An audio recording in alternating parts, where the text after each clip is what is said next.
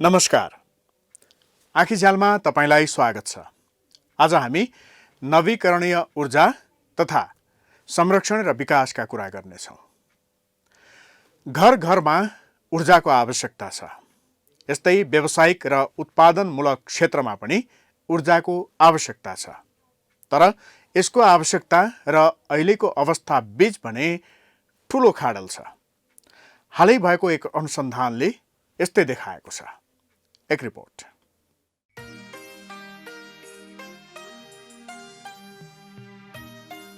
नवीकरणीय ऊर्जा, नवीकरण हुने अर्थात् ननासिने ऊर्जा। ऊर्जाको यस्तो स्रोत जसलाई दीर्घकालसम्म प्रयोग गर्न सकिन्छ। जलविद्युत, बायोग्यास, सोलर आदि नवीकरणीय ऊर्जा हुन्। यिनको विशेषता के हो भने यी वातावरण मैत्री हुन्छन् र यसको स्रोत स्थानीय स्तरमै उपलब्ध हुन्छ। नवीकरणीय ऊर्जा मार्फत व्यावसायिक जीवनलाई परिणाममुखी र उत्पादनमूलक बनाउन सकिन्छ। यसकारण पनि समृद्ध नेपाल सुखी नेपालीको नारासहित आर्थिक समृद्धि र विकासलाई मूल लक्ष्य बनाएको नेपाल सरकारले सन् 2018 देखि 2028लाई ऊर्जा दशकको रूपमा घोषणा गरेको छ। सन् 2030 सम्ममा 99% घरधुरीमा विद्युतको पहुँच पुर्याउने, आयातित ऊर्जाको उपयोग घटाउनुका साथै दाउरामा निर्भरता कम गर्ने जस्ता दिगो विकास लक्ष्यका प्रतिबद्धता हुन्। यसलाई ध्यानमा राख्दै द नेदरल्यान्ड स्टेट इनर्जिया हिभोजको सहयोगमा सञ्चालित हरित तथा समावेशी ऊर्जा कार्यक्रम अन्तर्गत प्र्याक्टिकल एक्सनले हालै नवीकरणीय ऊर्जा र यससँग जोडिएका विभिन्न विषयमा अनुसन्धान गरेको छ। गुल्मी, पाल्पा, नवलपुर, काभ्रे र सिन्धुली गरी 5 जिल्लामा गरिएको अनुसन्धानले नवीकरणीय ऊर्जामा राज्यको नीति, समुदायको आवश्यकता, अवस्था, योजना र कार्यान्वयन जस्ता पक्षहरूलाई छर्लङ्ग पार्ने प्रयत्न गरेको छ।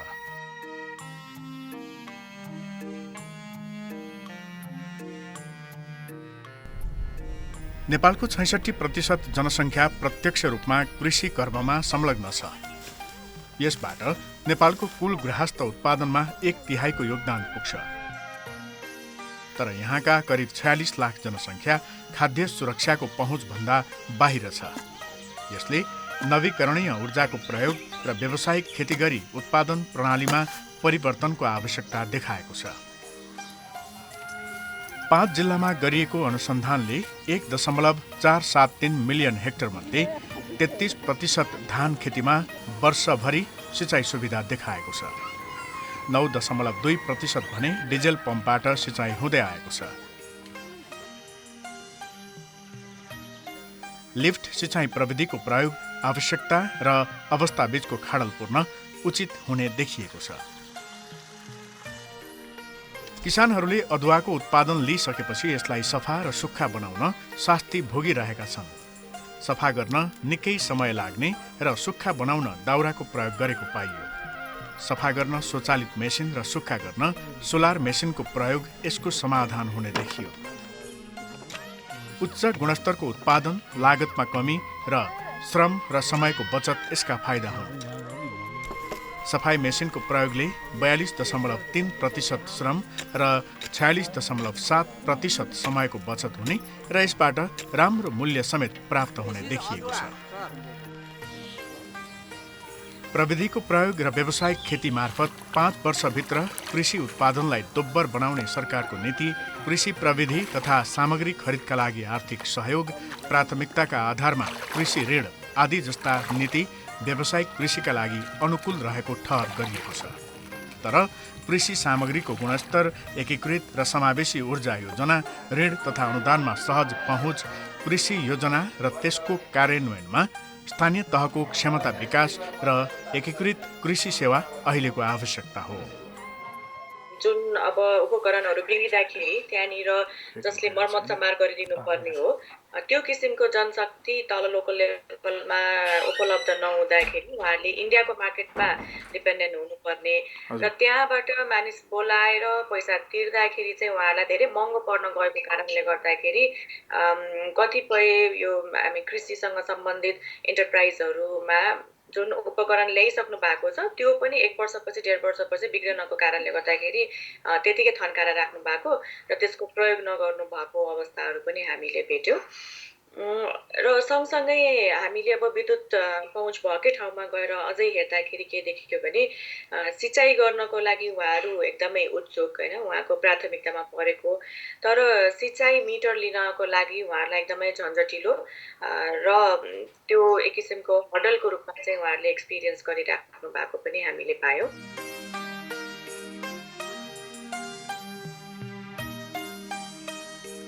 नवीकरणीय ऊर्जा परियोजनाहरूको योजना तर्जुमा, कार्यान्वयन, व्यवस्थापन, सञ्चालन, अनुगमन र नियमन यी अधिकार संविधानले नै स्थानीय तहलाई दिएको छ।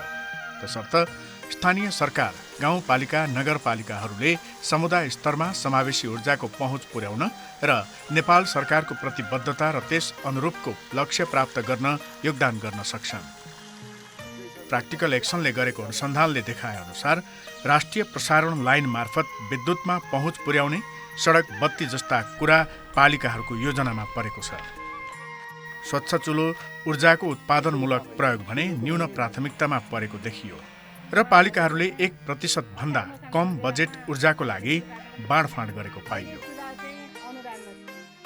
पालिकाहरूसँग ऊर्जा पहुँचको अद्यावधिक तथ्याङ्क छैन।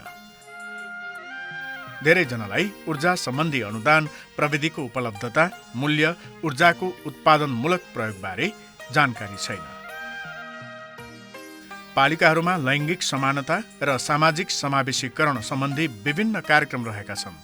तर कार्यक्रम छनौट बैठकमा 33% महिला सहभागिता अनिवार्य रहेको भए तापनि महिला र पिछडिएका वर्गहरूको अर्थपूर्ण र तात्विक सहभागिताको अभाव देखिएकाले उनीहरूको आवश्यकता योजनामा समावेश नभएको अवस्था छ। ऊर्जाको प्रयोग गरी व्यावसायिक खेती गर्ने र अनुदानबाट फाइदा लिने सन्दर्भमा महिला र पिछडिएका वर्गहरू पछाडि परेका छन्। यसबाट परिणाम प्राप्त गर्नका लागि भने नीतिगत सुधारहरू गर्नुपर्छ। लैङ्गिक समानता तथा सामाजिक समावेशीकरण सुनिश्चित गर्नुपर्छ। नगरपालिकामा ऊर्जा इकाइ र ऊर्जा उपसमितिको गठन हुनुपर्दछ। छुट्टै पालिका ऊर्जा योजना तर्जुमा गर्न सकिन्छ। ऊर्जामा लगानी बढाउनुपर्छ। हामीले पालिकाको ऊर्जा योजना बनाउनु एकदमै आवश्यक देखिएको छ। पालिकाको ऊर्जा योजना बनाउँदाखेरि ऊर्जा पहुँचको तथ्याङ्कहरू हामी मल्टी टियर फ्रेमवर्क भन्छौँ। बत्ती पुगेको वा नपुगेको भन्दा पनि बत्तीलाई कसरी प्रयोगमा गरिएको छ, बत्तीको के प्रयोग गर्न सकिन्छ, कति आउँछ, रिलायबिलिटीको कुराहरू र क्वालिटीको कुराहरू पनि हामीले हेर्नु पनि जरुरी देखिन्छ। त्यो सँगसँगै स्वच्छ चुलो कस्तो खालको चुलो प्रयोग गर्दै हुनुहुन्छ, खाना पकाउने बेलामा कस्तो खालको ऊर्जा प्रयोग गर्दै हुनुहुन्छ, त्यसले साँच्चीकै हाम्रो जीवनमा कस्तो प्रभाव गरिरहेको छ भन्ने कुराहरू पनि हेर्न आवश्यक देखिएको छ। सो त्यो सबै कुराहरूलाई मिलाएर चाहिँ ऊर्जा योजना बनाउने र ऊर्जाको एउटा उपसमिति पनि गठन गर्न सकियो र जनशक्ति पनि भयो भने, ऊर्जा इकाइ भयो भने पालिकाको ऊर्जा सम्बन्धी कार्यहरू गर्न चाहिँ अलि सजिलो हुन्छ कि जस्तो देखिएको छ। ऊर्जा प्रविधिको कुल लगानीको 40देखि 60% आर्थिक सहयोग प्राप्त हुन्छ। त्यसमा पनि दुर्गम क्षेत्र र लक्षित वर्गका लागि थप सहयोग प्राप्त हुन्छ। तर आर्थिक सहयोगको ठूलो भाग कागजी प्रक्रिया, प्रशासनिक कार्य आदिका कारण निजी क्षेत्रको कारोबार लागतका रूपमा बढी प्रयोग हुनु चुनौती हो। निजी क्षेत्र नवीकरणीय ऊर्जाको क्षेत्रमा आकर्षित छ, तर यो आपूर्तिकर्ताका रूपमा सीमित छ। सरकारी तवरबाट थोरै लगानी गर्नु र दातामा भर पर्नुले नवीकरणीय ऊर्जाको विस्तारमा असर गरेको देखिन्छ। अर्कोतर्फ अधिकार सहितका स्थानीय सरकार हालै गठन भएकाले कतिपय पालिका यसबारे जानकारी लिने क्रममा रहेको देखिन्छ। कतिपय पालिका भने यसबारे सचेत नभएको समेत पाइएको छ। धेरैजसो पालिकाले विद्युत सञ्जाल विस्तारलाई प्राथमिकता दिएको पाइएको छ।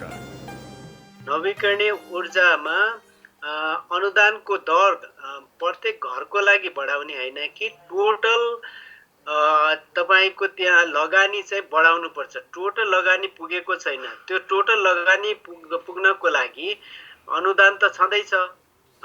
अनुदान त जुन बजेट मार्फत आउँछ, वैदेशिक सहयोग मार्फत आउँछ, त्यो त गिभेन भयो। त्यसमा लगानी बढाउने हो भने प्राइभेट सेक्टरको लगानी बढाउनु पर्छ। अनि निजी क्षेत्र अरू उपभोक्ताको लगानी बढाउनुपर्छ र बैंक तथा वित्तीय संस्थाको लगानी बढाउनुपर्छ। प्राइभेट सेक्टरले लगानी बढाउने भनेको बैंक तथा वित्तीय संस्थाबाट लिएर लगानी बढाउने हो। अहिलेको अवस्था कस्तो भएको छ भन्दाखेरि यो अनुदान माथि अनुदान थप जाँदाखेरि लगानी घट्छ। बैंक तथा वित्तीय संस्थाको लगानी, तपाईको उपभोक्ताको लगानी र तपाईको अरू निजी क्षेत्रको लगानी घट्न जान्छ। त्यो घट्नु भएन। योजना कागजमा सीमित हुने विगतको तितो यथार्थलाई चिर्दै कार्यान्वयनलाई विशेष प्राथमिकता दिनु अहिलेको आवश्यकता हो। यसको सुरुवात नवीकरणीय ऊर्जाबाटै गर्न सकिन्छ। सङ्घ, प्रदेश र स्थानीय सरकारका साथै विकासका साझेदार र अन्य सरकारवालाहरूको समन्वय परिणाममुखी हुन सक्दछ।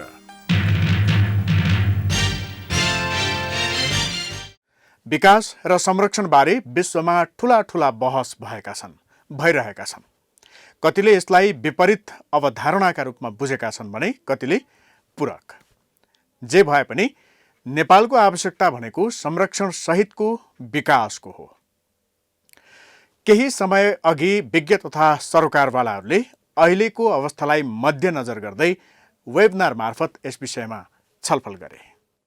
पहिले हामी टुरमा जाँदाखेरि त्रिशुलीमा होस् या अरू कुनै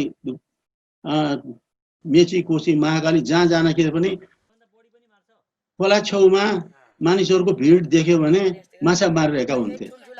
अहिले खोला छेउको कुनै पनि खोला छेउको किनारमा गएर केटाकेटीहरूलाई सोध्यो के गरिरहेका छौ भन्यो भने बालुवा बोकिरहेको हामी देख्छौँ।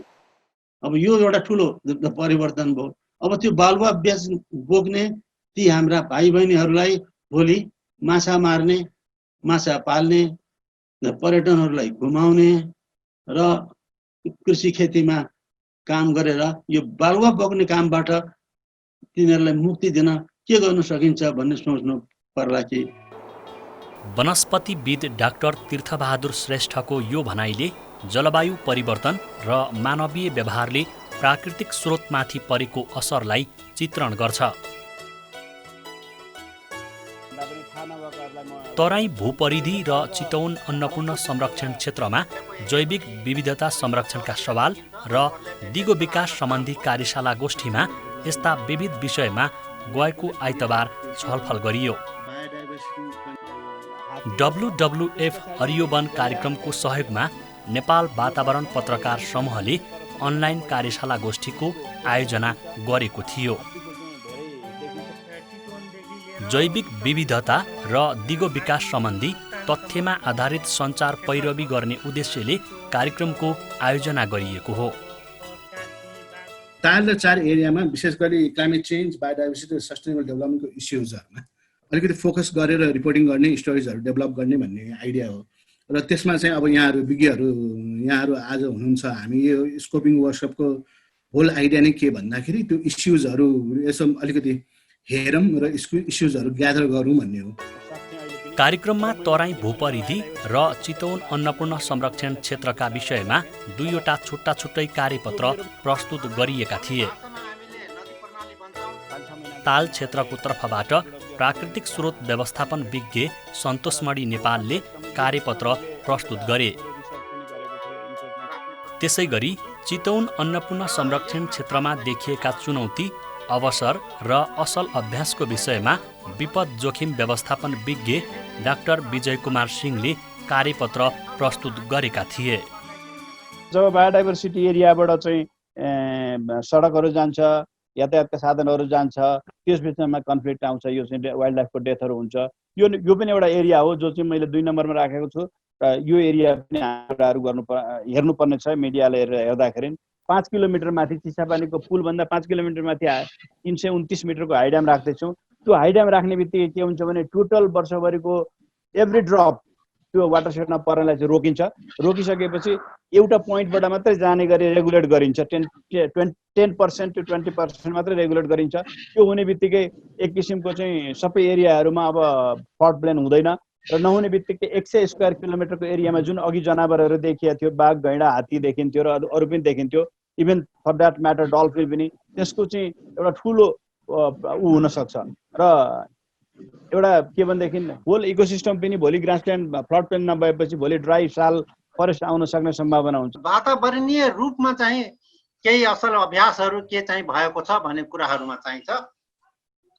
अहिले यहाँ सिल्टेसन ट्र्याप पन्ड, त्यो फेवा लेकमा त्यो आउनुभन्दा सिल्ट आउनुभन्दा पहिले चाहिँ पहिले नै त्यो पन्डमा चाहिँ भएर त्यो बग्नुपर्ने खोलालाई चाहिँ र त्यहाँ भएको पहिले सिल्ट त्यहाँ जम्मा हुने सिल्टलाई फेरि सफा गर्दै जानुपर्ने।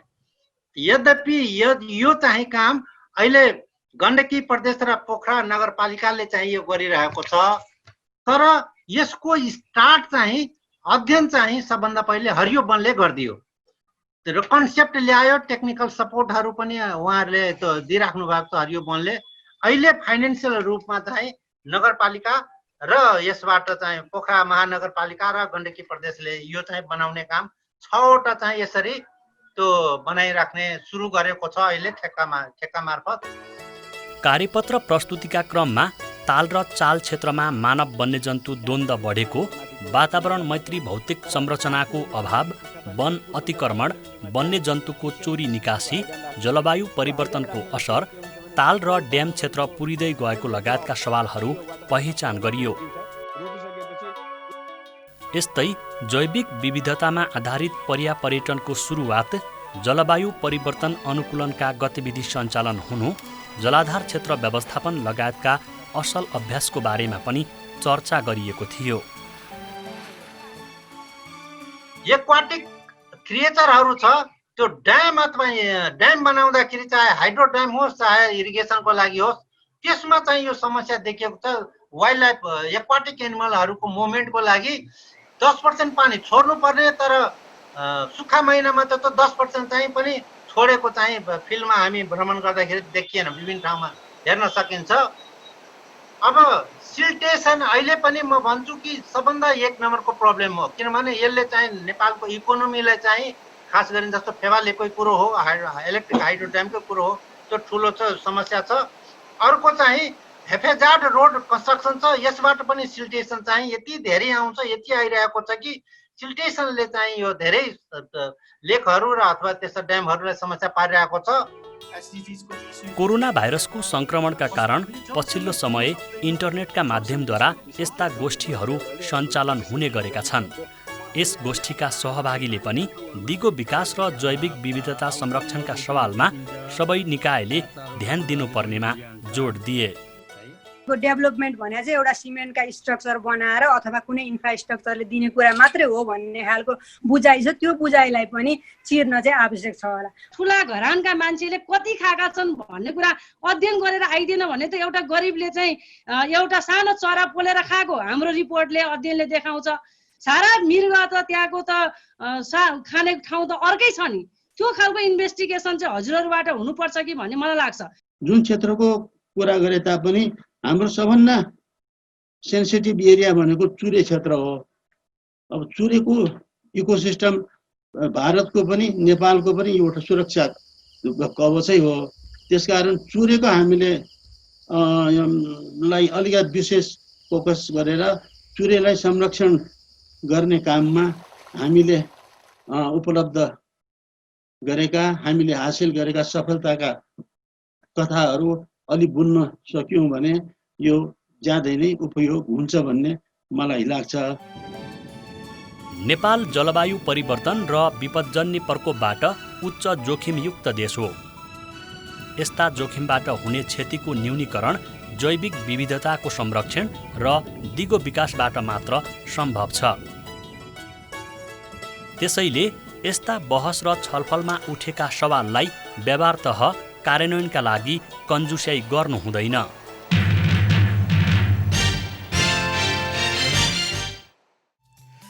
आँखीझ्याल फेसबुक र युट्युबमा पनि हेर्न सकिन्छ।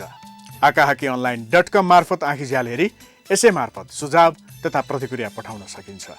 वातावरण र दिगो विकासका विविध मुद्दाबारे जान्न हाकाहाकी एप डाउनलोड गर्न सक्नुहुन्छ। हवस् त आजको आँखीझ्याल यति नै। अर्को साता यही समयमा समसामयिक विषय लिएर हामी फेरि आउनेछौँ। नमस्कार।